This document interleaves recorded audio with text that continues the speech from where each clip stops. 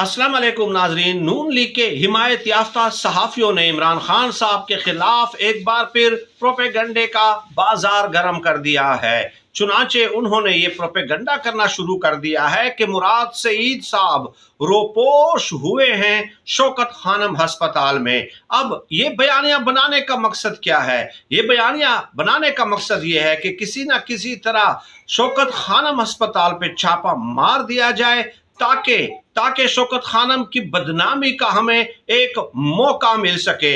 वरना मुराद सईद साहब कहाँ और कहाँ उनकी रोपोशी शौकत खानम अस्पताल में, ये बात अकल मंतक और दलील तस्लीम नहीं करती। लेकिन उन्होंने जो थंबनेल बनाए हैं कि शौकत खानम से एक बहुत बड़ी गिरफ्तारी, हलचल ही हलचल, क्योंकि 152 केसेस इन्होंने इमरान खान के खिलाफ रजिस्टर्ड किए तो शाखाना इन सब में नाकामी हुई। अब इनकी तोपों का रुख शौकत खानम की तरफ